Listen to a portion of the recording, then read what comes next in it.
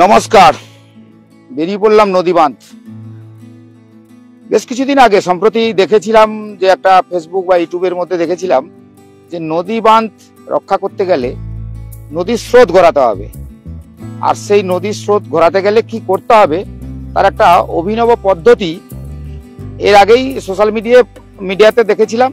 তবে আজকের সেই জায়গাতে পৌঁছেছি। দক্ষিণ চব্বিশ পরগনার কাকদ্বীপ বিধানসভার নামখানা ব্লকের বুদাখালী গ্রাম পঞ্চায়েতের সাতেরঘেরি এলাকার নদী বাঁধ।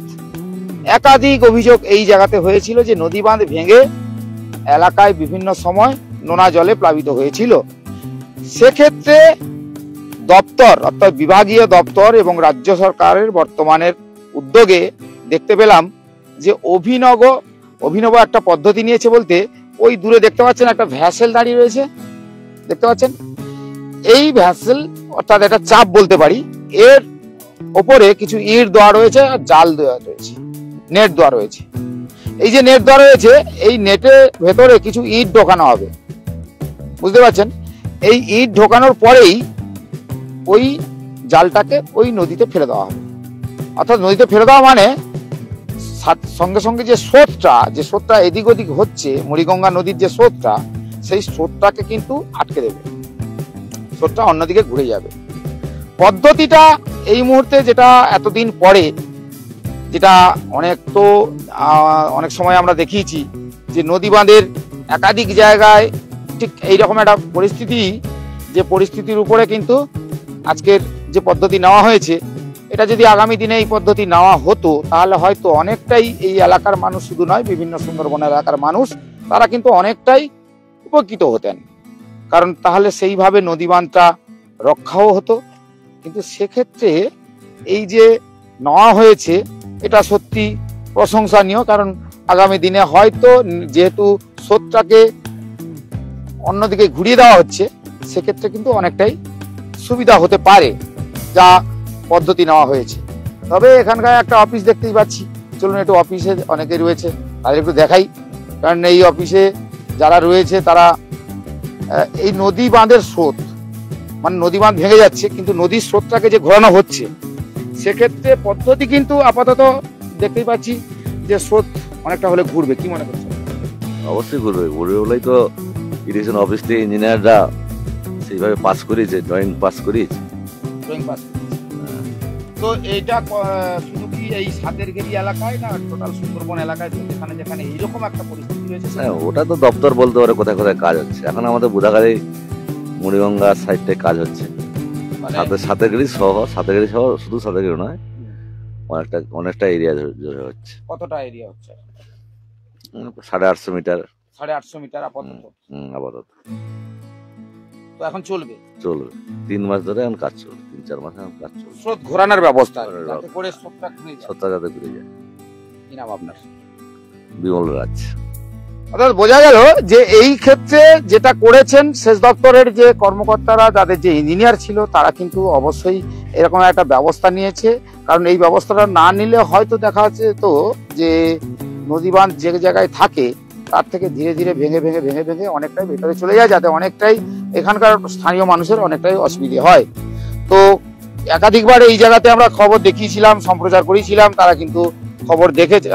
বলছি যে এই যে পদ্ধতিটা যেটা হচ্ছে, যেটা একটা চাপ, এই চাপ দেখতে পাচ্ছেন, তো এই চাপে করে ইট দিয়ে যে সেচ দপ্তর যে পদ্ধতিতে আজকে নিয়েছে, তো আগামী দিনে নিলে কি উপকার বেশি হতো? বেশি উপকার আগামী কাজ করলে বাঁধ যেত না, আর এত ক্ষতিও হতো না। মানে এটা নিতে অনেক সময় চলে গেছে, তার ফলে অনেকটাই ক্ষতি হয়েছে। আপনার বাড়ি এখানে? কি নাম আপনার? এটা কোন জায়গা? বুদাখালী। তো এটা যদি সেচ দপ্তরের পূর্ব পরিকল্পিত যদি হতো আগে, তাহলে কিন্তু এরকম একটা পরিস্থিতি হতো না। আপনি কি বলছেন? আপনার তো এলাকা এখানে বাড়ি? এদিকে তাকান, ক্যামেরার দিকে তাকান। তো এই যে চাপটা দেখতে পাচ্ছি, ইট দেওয়া হচ্ছে এবং এটা উদ্বোধন হয়েছে এই জায়গাটাতে। 5000 করে ইট একবার জালে ঢুকি 60 ফুট করে হচ্ছে। আচ্ছা, 60 ফুটের মধ্যে 5000 ইট থাকে, ভরে করে জাল বেঁধে নদী ফেলে দেওয়া হচ্ছে। আচ্ছা, এর কারণে নদীর স্রোত যে আছে, স্রোতের অভিমুখ চেঞ্জ হয়ে যাবে। আচ্ছা। ঠিক আছে, এটা যদি আগে করতো মানুষের এত ক্ষতি হতো না। গ্রামের এত লোকের জমি নদীতে চলে যেত। মানে এই মুড়িগঙ্গা নদী গ্রাস করে নিয়েছে জমি। হ্যাঁ, লোকের প্রচুর জমি, একজন মানুষের প্রায় 30-40 বিঘা জায়গা চলে গেছে প্রায়। তাদের এখন বাড়ি ঘর করার মতন জায়গাও নেই। এরকম একটা পরিস্থিতি। এরকম পরিস্থিতি। কি নাম আপনার? মানস মন্ডল। কোথায় বাড়ি? এই নদীর ধারে। এই জায়গাটা কোন জায়গা? সাঁতারগাড়ি, বুদাখালী সাঁতারগাড়ি। তো মানস বাবু যেটা বলছেন ঠিক, এটা যদি আগে থেকে পরিকল্পনা থাকতো তাহলে কিন্তু আজকের এই জায়গায় এই অবস্থা হতো না। আপনার বাড়ি কোথায়? আপনার বাড়িটা কোথায়? নদীর ধারে। তো আপনি কি বন্যা খেয়েছেন? হ্যাঁ, বন্যা খেয়েছি। বন্যা খাবো না কেন? কটা বন্যা খেয়েছি? দুটো বন্যা খেয়েছি। দুটো বন্যা খেয়ে নিয়েছে? হ্যাঁ, দুটো বন্যা। মানে এখানে কি নদী বাঁধ শুধু ভেঙেই যেত? হ্যাঁ, নদী বাঁধ ভেঙে যেত। এই তো কংক্রিটের বাঁধ দিয়েছে। এই তো বন্যা, কংক্রিটের বাঁধ এধারে থাকলে ওধারে তো তোমার মাটির বাঁধ, ওই ছাদ থেকে তো ভেঙে ঢুকে যাচ্ছে। তোমার এদিক না ভাঙলে ওদিকে ভাঙছে, যেদিকে মাটির বাঁধ ওর দিক থেকে ঝাঁপিয়ে। এইবারে যে ইট দিয়ে খাঁচা দিয়ে যেটা করা হচ্ছে, এটা তো জল ঘুরে যাবে, অন্যদিকে যাবে, স্রোত ঘুরে যাবে। স্রোত ঘুরে গেলে কি হবে? নদীর জলটা তো আর মানে কমবে না, অনেক সময় জল তো বাড়বে। তাহলে নদীর বাঁধ যদি নর্বল, মাটির বাঁধ যদি নর্বলে থাকে কেন ভাঙবে না? এখন হয়তো ঢালাই পিচিং হয়েছে, এর জন্য হয়তো বাঁধটা একটু আছে। এই দিকটার মা ঠিক আছে, ওই দিকের মা তো অবস্থা খারাপ। কি নাম আপনার? অর্চনা হালদার। অর্থাৎ নদী বাঁধটা যেটা রয়েছে সেটা কিন্তু একটা পরিস্থিতির উপরে রয়েছে ঠিকই। এলাকার মানুষ তারা অনেক সময় দেখেছি একাধিক অভিযোগ করেছিল, অভিযোগের ফলে কিন্তু এই এলাকার মানুষ তারা তাদের চিন্তা ভাবনা ছিল যে নদী বাঁধে যদি ঠিকঠাক নদী বাঁধ দেওয়া হয় তাহলে হয়তো এই পরিস্থিতিটা হয়তো তাদের হতো না।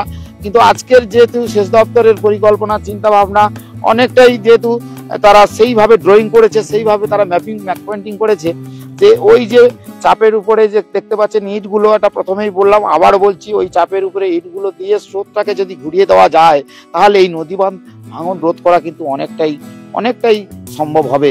কারণ নদীর স্রোত যখনই বইতে থাকে আর সেই স্রোতের সঙ্গে সঙ্গে যখন জল বাড়ে তখনই কিন্তু বেশিরভাগ ক্ষেত্রে নদী বাঁধ ভেঙে যায়, সেক্ষেত্রে অনেকেরই অনেক অসুবিধে হয়। তো এদিকে বলবো, আপনার এখানে বাড়ি তো এই তো সেচ দপ্তরের পক্ষ থেকে, বর্তমান সরকারের পক্ষ থেকে সেচ দপ্তরের এই যে চাপ লাগিয়ে ইট ফেলে নদীর স্রোত ঘুরিয়েছে, তাতে কি নদী বাঁধ ভাঙন আটকাতে পারে? তো হ্যাঁ, আটকাতে পারে, কিন্তু এইটা আর যদি 5 বছর আগে থেকে ব্যবস্থা নিত, আজকে আমরা সর্বহারিতে আমার 120 বিঘার জায়গা আজকে শেষ মুহূর্তে পৌঁছে নদী বাঁধে ঘর করে আছে। আমরা আজকে যে অবস্থায় আছি কিন্তু আমাদের কোনো সাকসেসফুল হচ্ছে না। এটা আর 5 বছর আগে থেকে করলে আমাদের এত ক্ষতি হতো না। আজকে নিঃস্ব হয়ে গেছি। আজকে নিঃস্ব হয়ে গেছে? হ্যাঁ, জায়গা দিয়ে আমার কিছুই নেই, সব নদীতে চলে গেছে। 120 বিঘা জায়গা মুড়িগঙ্গা নদী গঙ্গা নদী সব নিয়েছি। এখন কি আছে? এখন শুধু নদী বাঁধের পাশেই ঘর করে আছি, আর থাকার মতো জায়গা নেই। সরকার বাহাদুর তো সহযোগিতা করছে, কিন্তু সহযোগিতা আমরা কিছুই পাইনি। বন্যা খেয়ে গেলাম, দুবার বন্যা খেয়েছি এই নদী বাঁধ ভেঙে। তারপর এই পিচিং বাঁধটা হয়েছে, এই 800 মিটার এইটুকু যে আছে, আর অপোজিট সাইডে তো নদী ভেঙে যাচ্ছে, আবার বন্যা হলে ভেঙে যাবে। এই জন্য আমরা আপত্তি করছি, যাতে আরো 300 মিটার বাঁধ হলে বা এই যে নিচে কাজ হচ্ছে এইটা হলে তাহলে আমাদের কিছুটা উপকৃত হবে। কিন্তু এই যে অভিনব পদ্ধতিতে এই মুহূর্তে যেটা করা হচ্ছে, এটা তো জল ঘুরবে, অন্যদিকে যাবে তো। হ্যাঁ, তাতে তো অনেকটাই অনেকটা সাকসেসফুল হবে। কি নাম আপনার? বিভূতিভূষণ ভূঁইয়া। তো এই যে জায়গাতে এলাম, অর্থাৎ এখানে এসে দেখলাম যে এখানকার মানুষ তারা বলছে যদি এটা 5 বছর আগে এই পরিকল্পনাটা নেওয়া হতো তাহলে কিন্তু এখানকার এই যে নদী বাঁধ ভাঙনটা তাহলে কিন্তু আটকানো যেত। কারণ এই যে আজকের যে চাপটা দেখতে পাচ্ছেন, ওই চাপে ইট নিয়ে এসে স্রোতটাকে যেভাবে ঘোরানো হচ্ছে, অর্থাৎ স্রোত ঘুরলেই কিন্তু নদী বাঁধ ভাঙনটা আটকাবে। এটা কিন্তু একদম চিন্তা ভাবনার মধ্যে ঠিকঠাক রয়েছে। কারণ এখানকার মানুষেরও ভাবছেন, তারাও বলছেন যে এটা যদি 5 বছর আগে হতো তাহলে এতটা ক্ষয়ক্ষতির মুখে পড়তে হতো না এই এলাকাবাসীর। তো সেক্ষেত্রে আমরা যেহেতু ওই জায়গায় পৌঁছালাম, আর এই জায়গায় পৌঁছে কিন্তু সেই চাপটা দেখাচ্ছি আপনাদেরকে। আর আমি নদী বাঁধে হাঁটতেই যাচ্ছি। এটা হচ্ছে কংক্রিটের বাঁধ রয়েছে, দেখবো কংক্রিটের বাঁধে কিন্তু সেই যে স্রোত আর ঢেউয়ের ফলে এখানে অনেকটাই ভেঙে গেছে, সে ছবিটাও আমি দেখাবো। তবে চাপটা আমরা কাছাকাছি, যেহেতু এই চাপটা দেখেছেন খাঁচা পড়ে রয়েছে, তো এখন যেহেতু জলটা কাছাকাছি রয়েছে সেক্ষেত্রে আমরা দেখাতে পারলাম। তবে এখন কাজ হচ্ছে না, তবে এরপরে একটু পরেই হয়তো কাজ শুরু হয়ে যাবে। তারা আবার সেইভাবে ফেলবে, কারণ এর আগে যখন উদ্বোধন হয়েছিল যে জায়গায়, সেই ভিডিও কিন্তু আমরা দেখিয়েছিলাম। তো এখন আমরা সেই জায়গাতে এসে সরাসরি স্পটে দাঁড়িয়ে লাইভ দেখাচ্ছি আপনাদেরকে।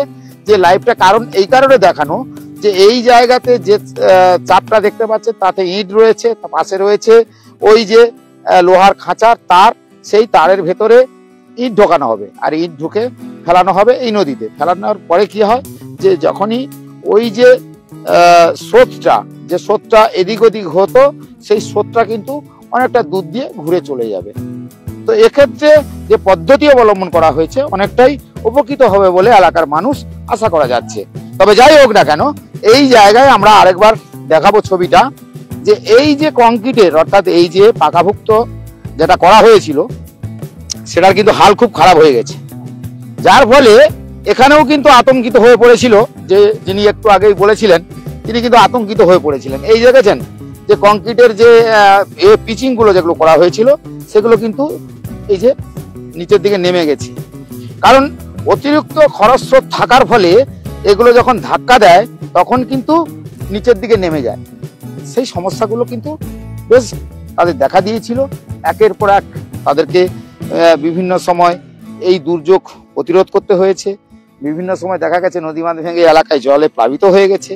তো ক্ষতির শিকার তো বরাবরই সুন্দরবনের উপকূলবর্তী এলাকায় যারা বসবাস করে থাকে, নদী বাঁধের ধারে যারা বসবাস করে থাকে, তাদের কিন্তু ওই একই রকম পদ্ধতিতে ক্ষতি হতেই থাকে। তবে সেক্ষেত্রে এই যে অভিনব পদ্ধতি সেচ দপ্তর যেটা নিয়েছেন বর্তমান সরকারের, রাজ্য সরকারের, তো সেখানে হয়তো এখানকার মানুষ যেটা আশা করছেন বা ওনারা বললেন যে এটা যদি 5 বছর আগে করতেন তাহলে কিন্তু অনেকটাই উপকার হতো, আর এইভাবে নদী বাঁধ ভেঙে কিন্তু ভেতরে নোনা জল প্লাবিত হতো না, সেখানে ক্ষয়ক্ষতিও হতো না। তবে যাই হোক, এই যে আমরা সেই রাস্তায় অর্থাৎ যেখানে পিচিং ছিল, পিচিংটা পুরো নেমে গেছে সেটা দেখালাম। তো এই জায়গায় ধস নিয়েছে, দেখেন ধসটা দেখান, এই যে ধসটা নিয়েছে, মানে এই নদী বাঁধের ধসটা কেমন নিয়েছে দেখুন। পিচিং এর যেটা করা হয়েছিল সেটা কিন্তু নেমে গেছে, নেমে যাওয়ার ফলেই কিন্তু নদী বাঁধে আবার ধস নিয়েছে। আর আমার সঙ্গে যিনি কথা বলেছেন তার বাড়ি এই যে, বাড়িটা দেখান তো, পাশের বাড়ি, এই হচ্ছে পাশের বাড়ি। মানে উনি বলছে যে আমার এইটুকু সম্বল, আর এইটা যেহেতু ধস নিয়ে নিয়েছে, এটা যদি ঠিকঠাক ভাবে সারানো না হয় তাহলে কিন্তু আর এই সব চলে যাবে। তো এইরকম একটা পরিস্থিতি, কারণ আমরা মাঝে মাঝে আপনাদের কাছে সেই ভিডিওগুলো তুলে ধরি, যে ভিডিওগুলো আপনাদের দেখাই, যে যখনই কেউ তাদের অসুবিধে হয়, তাদের সমস্যা হয়, সেগুলো কিন্তু আমরা তুলে ধরি। দেখেছেন এইভাবেই কিন্তু নদী বাঁধে একটা বড় ধরনের বড় সড়ো ফাটল নিয়েছে আর বড় সড়ো ভাঙন হয়েছে। সেক্ষেত্রে ওই যে স্রোতটা যদি ঘুরিয়ে দেওয়ার ব্যবস্থা যেভাবে হচ্ছে, তাতে যদি স্রোত ঘোরে তাহলে এই নদী বাঁধ আটকানো যেতে পারে। তো এক্ষেত্রে আমরা এই দেখাবো নদী বাঁধের পাশে কিন্তু প্রচুর বসত বাড়ি রয়েছে, এগুলো একটু দেখাও, এই বসত বাড়িগুলোকে দেখাও। তো বসত বাড়ি রয়েছে, তার পাশাপাশি যেখানে প্রথম দিন আমরা যেখানে বেরিয়েছিলাম, তো প্রথম দিন একটু দূরে আমরা যাব, গিয়ে দেখাবো যেখানে প্রথমে ফেলা হয়েছিল। দেখেছেন এইগুলো কংক্রিটের, যদিও এই বুদাখালী গ্রাম পঞ্চায়েতের কংক্রিটের, যদিও তো কংক্রিটের এই খরস্রোত থাকাতে, মুড়িগঙ্গা নদীর খরস্রোত থাকাতে এইগুলো কিন্তু ধীরে ধীরে নদী গর্ভে চলে যেতে বসেছে। তো দেখাই, আমি ছবিগুলো দেখাই। তো সেক্ষেত্রে যে পদ্ধতি সেচ দপ্তর বর্তমান নিয়েছে, আমি আগেই বললাম, এখনো বলছি, তাতে করে অনেকটাই উপকৃত হবে এখনো। কারণ এইরকম একটা পরিস্থিতি, দেখুন সরকারের হয়তো কাজ করার সদিচ্ছা নেই বললে ভুল, তারা কাজ করতে চায়, কিন্তু যে কাজটা ভালো করে করা উচিত, যেহেতু সমুদ্রে অর্থাৎ নদীর যে খরস্রোতা, নদীর যে জলোচ্ছ্বাস, এগুলো কিন্তু হবে, প্রকৃতির নিয়মেই হবে। কিন্তু সেক্ষেত্রে যে এই যে কোটি কোটি টাকা যেগুলো দেখতে পাচ্ছেন, এগুলো কিন্তু অর্থ, এই অর্থগুলো নষ্ট হয়ে যাচ্ছে। এই অর্থ নষ্ট হওয়া মানেই আপনার আমার ট্যাক্সের টাকা কিন্তু ওখানে আছে। কেউ যদি ভেবে থাকেন যে সরকার দিচ্ছে ঠিকই, কিন্তু সরকার আপনার আমার প্রত্যেকের ট্যাক্সের টাকা ওই জায়গাতেই দিচ্ছেন, অর্থাৎ আপনার উপকারে আপনার কাজে কিন্তু লাগায়। কিন্তু সেই কাজটা যদি ঠিকঠাক না হয়, এইভাবে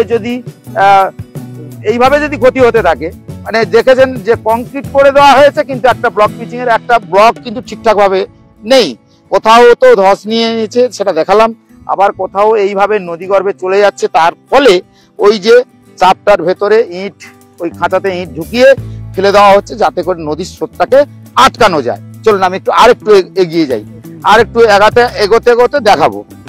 কারণ এখানকার মানুষের আতঙ্কিত হওয়ার কারণ হচ্ছে, ভালো বাঁধ, কংক্রিট বাঁধ হলো, কিন্তু সেই যদি ভেঙে আবার জল ঢুকে গেল, নোনা জল, তো তাদের পানের বরজ, তাদের ঘরবাড়ি, তাদের মাঠের ধান সবই যদি নষ্ট হতে থাকে, তাহলে তারা খাবে কি, বাঁচবে কি করে, চলবে কি করে, সবই তো জানেন। একে তো অর্থ সংকট, সে পরিস্থিতির উপরে এইরকম একটা পরিস্থিতি। দেখুন কত ভালো কংক্রিটের বাঁধ যেটা নদী গর্ভে চলে যেতে বসেছে, ভেঙে চলে গেছে। দেখুন আমি সরাসরি স্পটে চলে আসি আর আপনাদের দেখাই, কারণ যে পদ্ধতি আজকের অবলম্বন করা হয়েছে, আজকে আগে থেকে যদি এখানে এলাকার মানুষ বলছিলেন যদি আগে থেকে 5 বছর আগে থেকে যদি এই ঠিক ব্যবস্থা নেওয়া হতো, তাহলে এইরকম একটা দৃশ্য দেখতে হতো না। কারণ এইরকম একটা দৃশ্য এখন দেখতে হচ্ছে এই কারণেই যে এত ভালো কংক্রিট দেওয়া হলো, কিন্তু সেই কংক্রিটের যে সমস্ত ব্লকগুলো রয়েছে সেগুলো ধীরে ধীরে ধীরে ধীরে নদী গর্ভে চলে যেতে বসছে। তো আতঙ্কিত তো হওয়া স্বাভাবিক, কারণ এখানকার মানুষজন তারা জানে যে যখনই নদীর ধারে জল ফুলে ওঠে বা কোনো রকম প্রাকৃতিক দুর্যোগ হয়, তাদের কিন্তু সেই আতঙ্কের কারণ হয়ে দাঁড়ায় তখন যে এই মুহূর্তে এই বুঝি বাঁধ ভেঙে যায়, এই বুঝি জল উপচে চলে যায়। তো সেক্ষেত্রে সেটা তো স্বাভাবিক। তো আমরা সে কারণেই আজকে চলে আসছিলাম, দেখালাম যে এখানকার মানুষের যারা দীর্ঘদিন ধরে বিভিন্ন সময় বিভিন্ন সংবাদ মাধ্যমে আমরাও দেখেছি এর আগে, তারা অভিযোগ করেছিলেন যে নদী বাঁধটা যদি খুব পাকাভুক্ত হয়, ভালো করে হয়, তাহলে হয়তো এই নোনা জলটাকে আটকানো যাবে। কিন্তু সরকারও চেষ্টা করেছে পাকাভুক্ত করার, কিন্তু খরস্রোত এতটাই ছিল যার ফলে এই খরস্রোতের ফলে এই যে দেখতে পাচ্ছেন এগুলো কিন্তু সব নদীগর্ভে চলেই গেছে।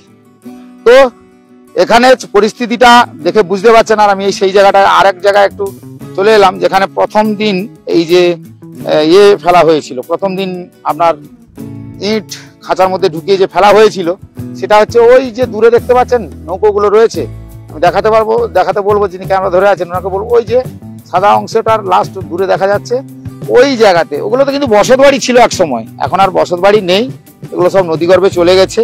আর এদিকটা একটু ঘুরিয়ে, গ্রামটার দিকে একটু ঘুরিয়ে দেখাতে বলবো। দেখুন মাঠের পর মাঠে শুধু পাকা ধান রয়েছে, পানের বরজ রয়েছে, দেখতেই পাচ্ছেন যে পানের বরজ, মাঠের পর এখানে বসত বাড়ি যথেষ্ট রয়েছে, মানুষজন বসবাস করে, তাদের জীবন জীবিকা, তাদের কাজের যে অবস্থা, অর্থাৎ এই নদী বাঁধের ভাঙনটা এখন আবার একবার একটু দেখাতে বলবো যে এই নদী বাঁধের ভাঙন, এই ব্লক পিচিং এইভাবেই কিন্তু ধীরে ধীরে ধীরে ধীরে চলে যাচ্ছে, যার ফলে সেচ দপ্তরের যে নকশা করে যে অভিনব পদ্ধতিটা নেওয়া হয়েছে সেটা কিন্তু অনেকটাই উপকার হবে বলে এলাকাবাসী বলছেন। আয়সা বন্যা জল এই বাঁধটা গোটাই ভেঙে গেছিল, ইয়াস ঝড়ে গোটা বাঁধ ভেঙে গেল। ভেঙে যাওয়ার পরে আমাদের ঘর বাড়ি সব ভেসে চলে গেল। আমরা বাইরে গিয়ে সেই স্কুলে গিয়ে বসবাস করেছিলাম 3 মাস, তারপরে পরে বাঁধ করেছি। সে বাঁধ করেছে এমন, আবার ওই বন্যা হলে ভেসে যাবে, নিচু হয়ে গেছে বাঁধ। যাতে কাজ হচ্ছে, তো কাজ হচ্ছে, এখানেও কাজ হচ্ছে না, এই জন্য আগে বলছিলাম এইটাও এই সঙ্গে হোক। তো নদীর স্রোত যেহেতু ঘোরাচ্ছে তাতে কি হয় দেখা যায়, কিন্তু এখানে হবে না, এখানে পিচি বাঁধ করতে হবে, কিন্তু এখানে হচ্ছে না। তো এটা বাদ দিয়ে করে দিচ্ছে। আপনার 800 মিটার সিম ছিল, সাইডে কাজ হচ্ছে, আর এদিকটা কাজ হচ্ছে না। সেই জন্য আমরা আপত্তি করছি যাতে এটা একসঙ্গে হয়ে যায়, তাহলে আমরা উপকৃত হতে পারবো। এই বাঁধটা দেখাও, নদী বাঁধটা, যে বাঁধটার কথা বলছেন এই বাঁধটা, এই বাঁধ। তো এটা যেহেতু এখানেও এইভাবে ইট ফেলা হয়েছে নদী গর্ভে, অর্থাৎ মুড়িগঙ্গা নদীতে, তো সেক্ষেত্রে নদীর স্রোত যদি ঘুরে যায় তাহলে এগুলো অনেকটাই আটকে যাবে আগামী দিনে, সেরকম কিন্তু দাদাও বললেন।